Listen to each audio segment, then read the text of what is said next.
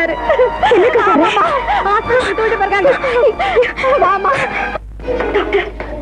Doctor, இவங்கதான் அவருடைய மனைவி. அவருக்கு எப்படி இருக்கு? நான் உள்ள போய் பார்க்கலாமா?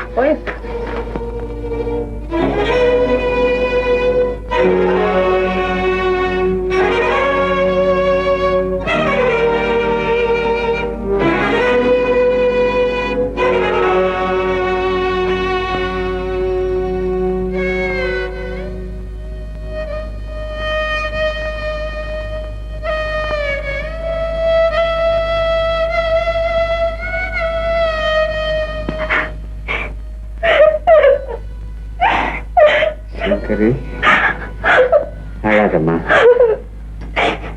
எனக்கு ஏதாவது ஆயிடுச்சுன்னா உனக்கு யாரு துணையா இருப்பாங்கன்னு நினைச்சாதான் எனக்கு மனசு வேதனையா இருக்கு. அப்படிலாம் பேசாதீங்க. உங்களுக்கு ஒண்ணு ஆகாது, உங்களுக்கு ஒண்ணு ஆகாது. நீங்க நிம்மதியா இருங்க, நீங்க நிம்மதியா இருங்க. இல்ல சங்கரி, என்ன இல்லாம நீ வேற யாரையாவது கல்யாணம் பண்ணிட்டு இருந்தனா இப்படி ஒரு நிலைமைக்கு நல்லா இருப்பியா? ஏங்க இப்படி எல்லாம் பேசுறீங்க? மனசுக்கு பிடிக்காத ஒருத்தரோட 50 வருஷம் வாழ்றதை விட மனசுக்கு பிடிச்ச ஒருத்தரோட 5 நிமிஷம் வாழ்றதாங்க வாழ்க்கை. இல்ல சங்கரி, நான் குணமாகி இருந்திருப்பேன் நம்பி என்னையே நான் ஏமாத்திக்க விரும்புறேன். உன் உயரத்துல வளர நம்ம குழந்தைய வெறுக்காம நீ வளர்க்கணும். அது ஒரு ஆண் குழந்தையா இருந்தா ஒரு டாக்டராவோ இன்ஜினியராவோ படிக்க வச்சு உயர்ந்த நிலைமைக்கு கொண்டாடணும். அது ஒரு பெண் குழந்தையா இருந்தா அதை நல்லா படிக்க வச்சு பெரிய இடத்துல கல்யாணம் பண்ணி வைக்கணும். அது சீரோட சிறப்போட வாழணும். இதை தவறாம செய்யணும். மறந்துடாத சங்கரி.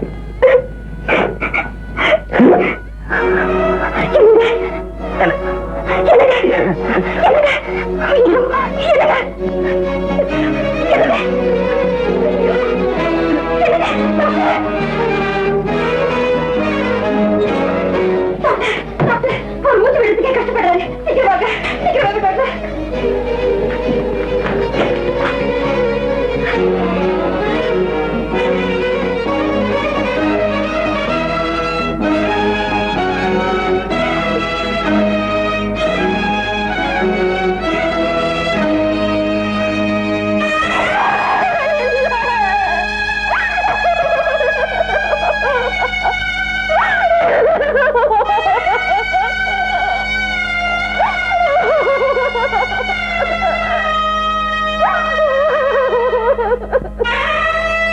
ரகுவோட அப்பா வரார், ரகுவோட அப்பா வரார். கொஞ்சம் வழிவிடுங்க.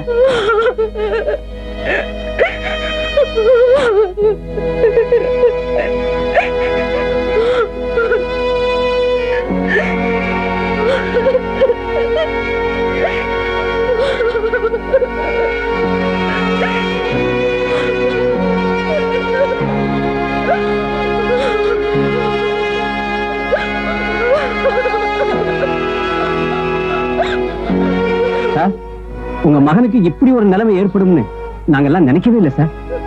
நாங்க உடனே உங்களுக்கு தகவல் கொடுத்துட்டோம். தந்தி கிடைக்க லேட் ஆயிடுச்சுங்களா? அதெல்லாம் ஒண்ணு வேன் ஏற்பாடு பண்றதுக்கு கொஞ்சம் லேட் ஆயிடுச்சு. சரி, பாடிய வேன்ல ஏத்துங்க.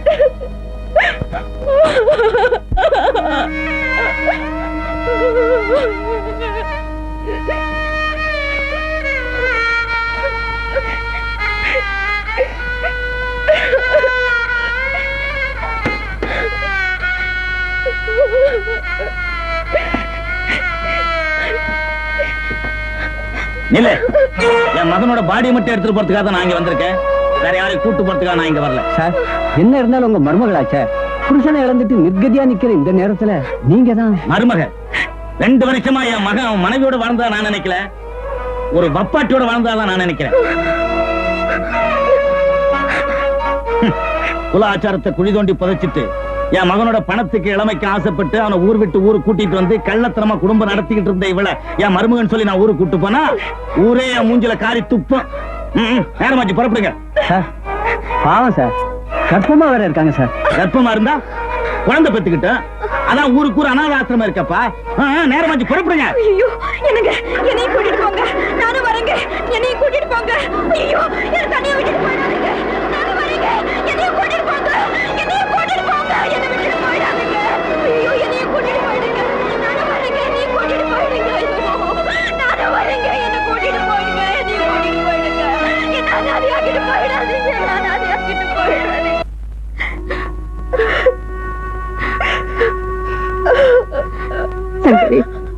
அழகம்மா, என்ன செய்யறது? உன் தலையெழுத்து இப்படி ஆயிப்போச்சு. எனக்கு இப்படி ஒரு நிர்கதியான நிலைமை ஏற்படும் நான் கொஞ்சம் கூட நினைச்சு பார்க்கல. என்ன அனாதையாக்கிட்டு போனதோட என் தலையில பெரிய பொறுப்பை சுமத்திட்டு போயிட்டாரு. சங்கரி, நம்ம பிள்ளைய நல்லபடியா வளர்த்து ஆளாக்கணும்னு சொல்லி என் கையில விலங்க போட்டுட்டு போயிட்டாரு. நான் அவரோட ஆசையை எப்படி நிறைவேற்றுவேன்? எங்க போவேன்? யாருக்கிட்ட போய் நிற்பேன்? ஐயோ கடவுளே. சங்கரி, நான் சொல்றத தயவு செஞ்சு கேளுமா. இந்த சூழ்நிலையில நீ உங்க வீட்டை தேடி போறதான் நல்லது. மத்தவங்க உன்னை கைவிட்டாலும் மெத்தவங்க நிச்சயமா உன்னை கைவிட மாட்டாங்கம்மா. உனக்காக இல்லைனாலும் உன் வயித்துல வளர்ற உன் குழந்தைக்காகவாவது நீ நிச்சயமா உங்க வீட்டுக்கு போய்தான் தீரணும்.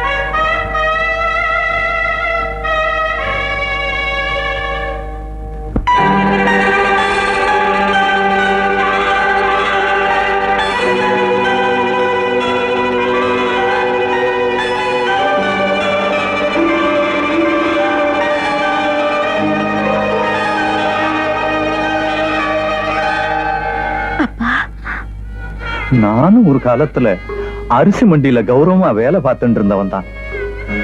மக ஓடி போனா வேலையும் போயிடுத்து. இப்ப சுக்கு காப்பியும் முறுக்கையும் எடுத்துக்கிட்டு வீதி வீதியா சுத்தின்னு இருக்கேன்.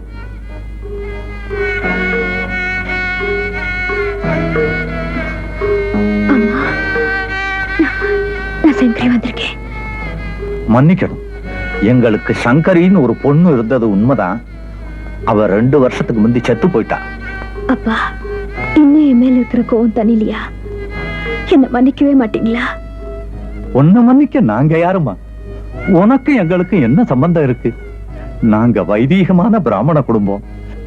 எங்களுக்கு ஐதீகமும் ஆச்சாரமும் தான் முக்கியம். தயவு செய்து கொஞ்ச நஞ்சம் இருக்கிற நிம்மதியும் கெடுத்துடாத. போயிட்டு வா. அப்பா, நான் வந்திருக்கிற சூழ்நிலைய புரிஞ்சுக்காம என்ன இப்படி விரட்டுறீங்க? என் வீட்டுக்காரரை ஒரு விபத்துல பறி கொடுத்துட்டேன். வாயும் வயிறுமா வந்து நிக்கிறப்பா.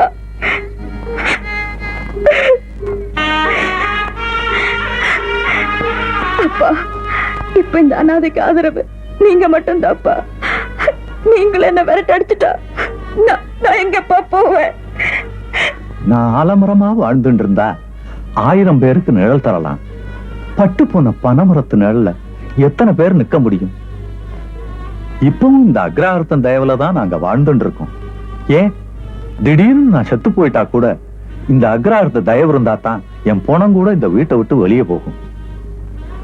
ஒரு அனாதையை பார்த்து இன்னொரு அனாதை அனுதாபப்பட முடியும், ஆதரவு காட்ட முடியாது.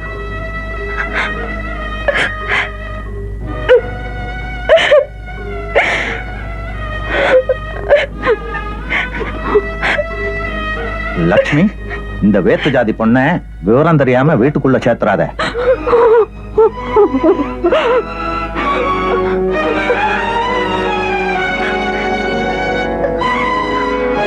அம்மா, எனக்கு மன்னிப்பே கிடையாதா?